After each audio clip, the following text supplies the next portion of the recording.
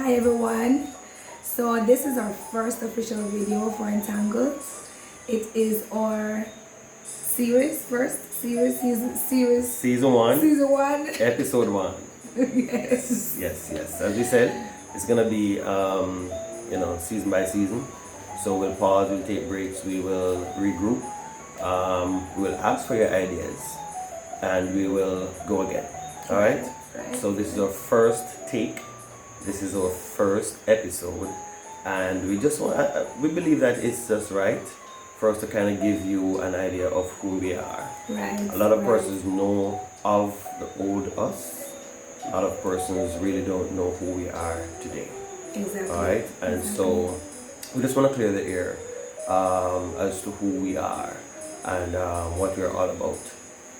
All right, so since I'm talking, I'm just gonna go ahead and just give you a little bit about myself. All right, so my name is Nash Ricketts. Nash Handsome Ricketts. Right. That's an inside joke, by the way. But my day-to-day, my day job, if you will, I own and operate a software development company, Ricketts Technologies Limited. That's what I do on a day-to-day.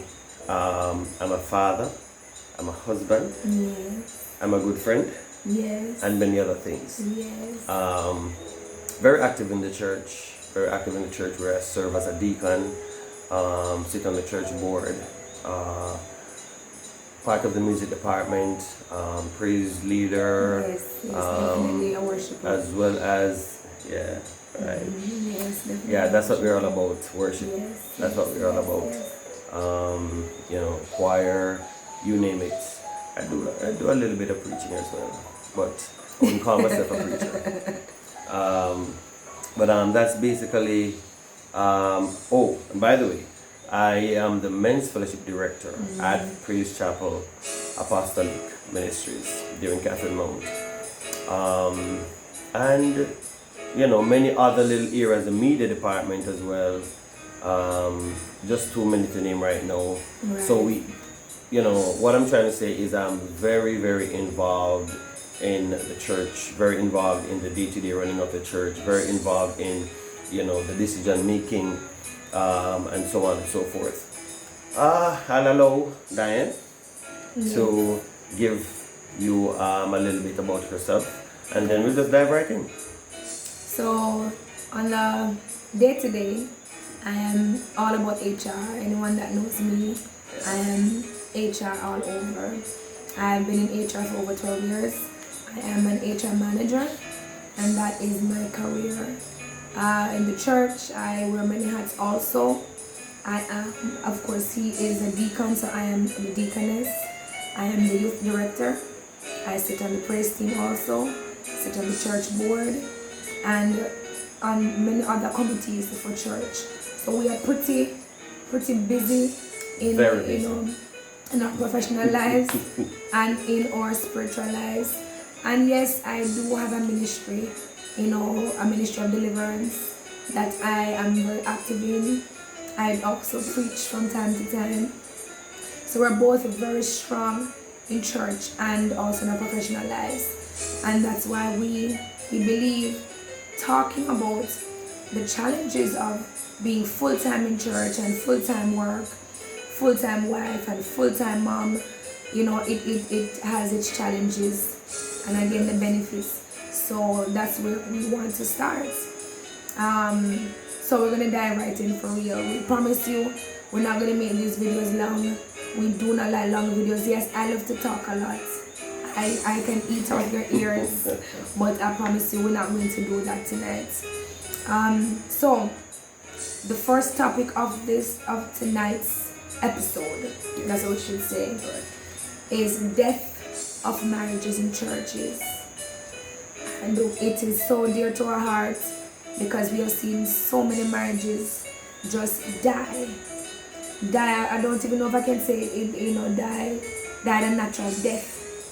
But even when we got married in the year 2008, so many marriages have failed after that, and then even persons that were married before us persons, couples we have looked up to in church, the marriages just fail.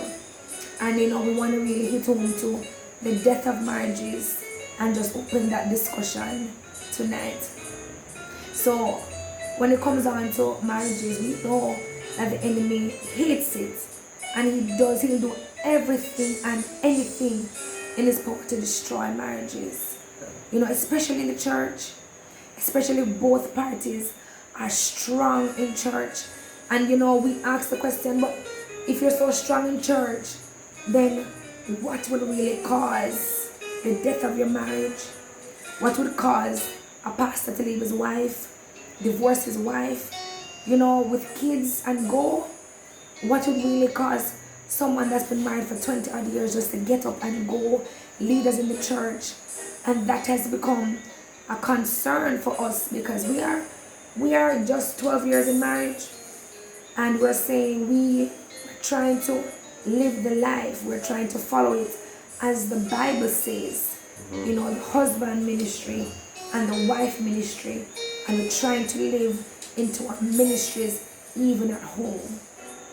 Even at home we try to honor those ministries first before we go out to minister to anybody else, right? And my husband, I remember early on in our marriage, my husband was the one that got the revelation first about the ministry of the wife and the ministry of the husband. And he broke it down, because he's the one that is really good with dissecting the word. My husband is very good. So there's so many times I will get the scripture and I'll come to him and I will ask him to break it down some more for me, as he's gifted in that way. And he brought that to me about the husband ministry and the wife ministry.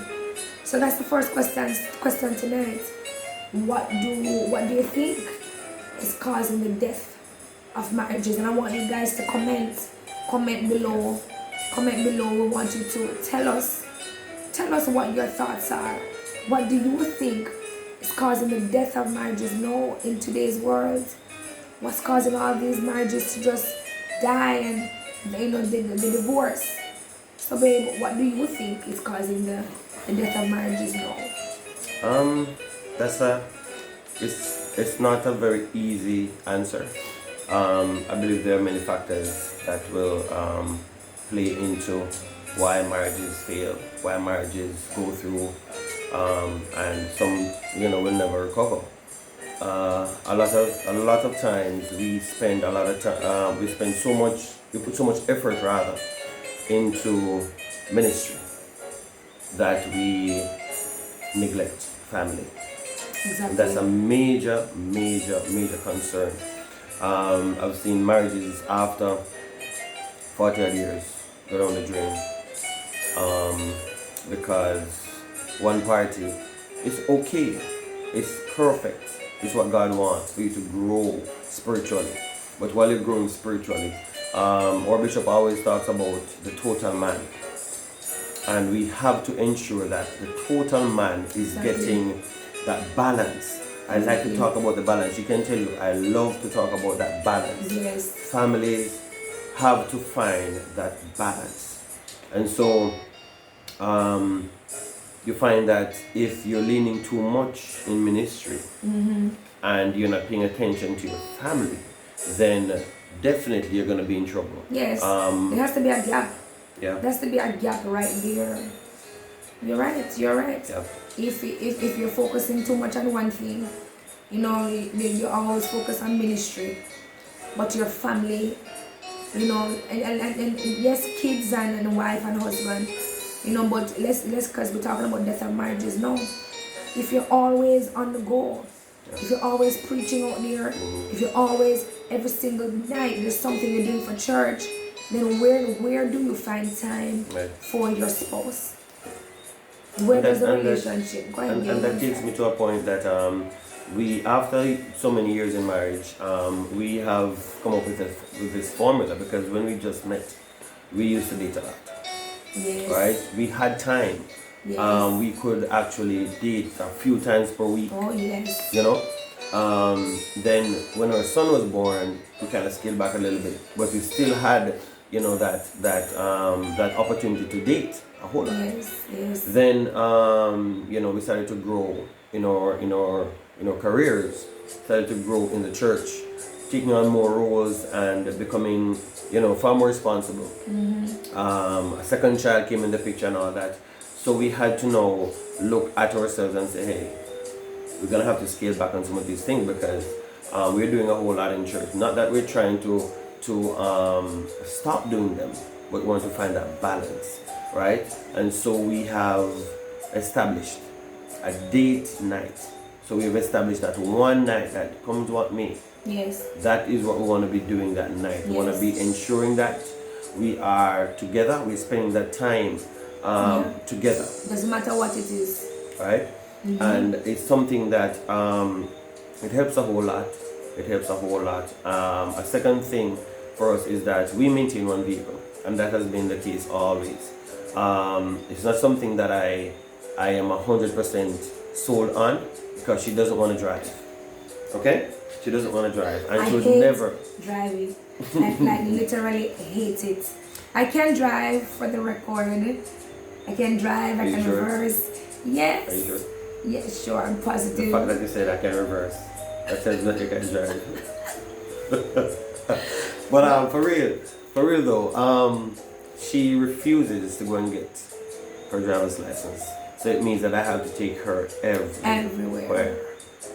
Now, it does become a struggle sometimes. However, on the flip side, we get to spend a lot of time together. Yes. While we're on the go. A lot of things that we probably wouldn't get a chance to talk about in the home because kids are now involved. Right. And, once you're home, home stuff happening. We get to talk about it while we're on the go, and that's a good thing. I believe, to go back to the question, I believe that a lot of marriages, they don't get to spend that quality time together. And the only time that they get to spend together is all about sex. Yes. And sex is good.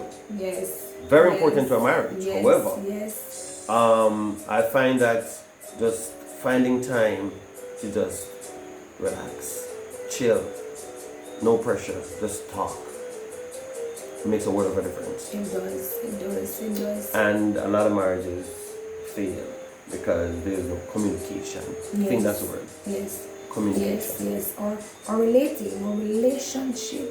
Yeah.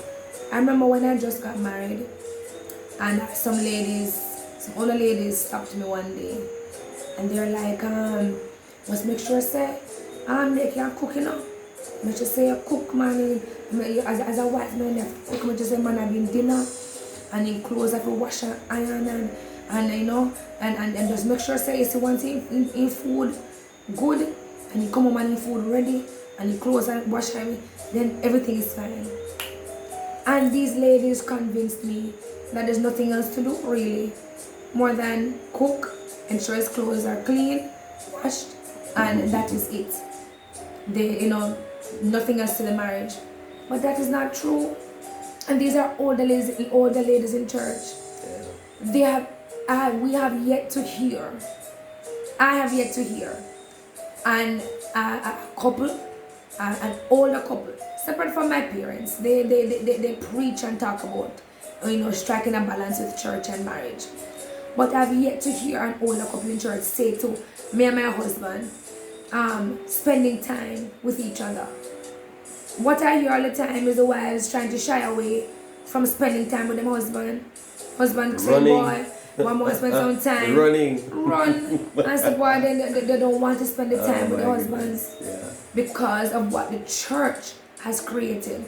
The church has created this thing now that marriage is just, cook and clean for your husband and make sure say everything you're in submission. So when the husband wants sex, of course, make sure say you're ready. But there's no relationship that has been built. Nothing. I think that's why some of these older relationships, they fall apart because the reality is there was no relationship before. No. They're like two ships passing in the night. They occupy the same space, but there is really and truly no connection. And we will look on it And we're saying, but they've been married for 20 years, 30 years, 40 years. What could cause them, as the question my wife asked earlier, what could cause them after so long to get separated? A lot of times we mask. Oh yes, there's a lot of pretense. We mask. Yes, yes, So yes. there are real issues, there are real problems. Going on here. And because we are embarrassed to talk about it, because we're a minister, we're a deacon, we are, you know, a department leader. Yes. We hold a position in the church, we sit on the church board. We find it so hard to actually talk. I'm not saying that we should expose everything to everybody, but there must be someone that you can reach out to, someone that you can talk to. Yes. And the truth is, if you are going through and you accept that you are going through, it makes a world of difference. It does. All right? So, a lot of times we try to cover it up and to say, well, you know, the Lord will take care of it or whatever. Exactly. The Lord takes the care Lord of those who take care of themselves. it. But that's how it works. That's not how it works. The Lord takes care of those who take care of themselves. But this is the devil take care of it. The devil ensure that the marriage dies. The Lord is there telling you we need to do something. Yeah. And you just sit, you know. And watch this. In reality though, if you don't take time aside for family, somebody else will. Yes. Not only for your not only for your husband and your wife, but for your kids. Even for your kids. Somebody else will take that space. And all of a sudden your child start behaving funny. You don't know what's going on. Yeah. So I mean, it is something that it's a very serious point in the church. You know, it's a sore point. And we're not here to bash church. Let me just say that we're not here to bash church. You know, we're just trying to figure out how can we move away from this to build healthy marriages. Yes. Right? And we will turn the spotlight on us first. Because again, we have seen the pastors, we've seen the elders, we've seen the bishops, we've seen them over the years, you know, ministering and preaching and very much anointed, but have a failed marriage. Or failing marriage. And we turn the spotlight on ourselves now because we're saying, we are in this, we are in ministry, we are juggling so much full-time careers, ministry, kids. We don't want to be caught in that boat. Yeah. So we are already thinking, okay, how can this not affect us? Yeah. I can guarantee you, the date night is set, and we might put in a movie. I'm gonna fall asleep, by the way. Well, I'm gonna fall asleep. Yes. I kid you not. I'm gonna fall asleep. But so we turn on Netflix, right? And it's okay, date night. And I'm telling you, after we put down Jasmine, and Jasmine is gone, and the lights are out, and the movie's a nice movie, you know. Who's Jasmine, by the way? You gotta let the viewers know. That's her daughter. Yes. Yes. So that's her 1-year-old baby girl. You know, and her son. He's 10, Javier. Yes. So those are our kids, Javier and Jasmine. Yes, you guys will get to meet them later on. Yes. Not tonight. Yes. But later on. Yes. Later on. My son is very, very, very creative.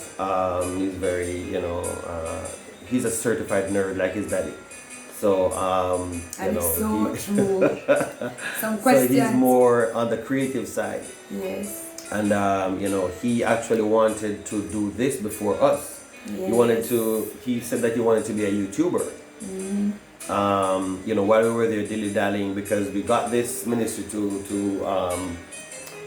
birth, and we were there messing around, you know, saying I'm not sure ready yet, and you know, all that. But anyways, that was just a little segue, just to, you know, talk a little bit about the family. So let's get back on track. So when we put on the Netflix, right, and it's a date night, it starts off really good because now there's no other distractions, and you're spending time with the one you love, and you know. She loves me. But yes, by the time, of course I love you. Yes. I know that. Yes. Not right. That's what he wanted all along. Old people chooks. So by the time the movie is like 10 minutes in, we are gone. But you know what? That 10 minutes, we got to cuddle and really talk, and you know, even in the intro, you know, just a little bit of intimate time goes a long way. It's not every night that happens, let me say that. Other nights, yeah man, we Netflix and we get to enjoy ourselves, you know, but it just goes to show that it's the effort that needs to be taken. Yeah. And the Lord is not going to have you in prayer and in warfare and in intercession every single night. He's going to allow you to have time with your spouse and family. And that's the way it should be. As you spoke about before, balance. Yes. We have to. That is going to be a word that is going to be used ever so often on this.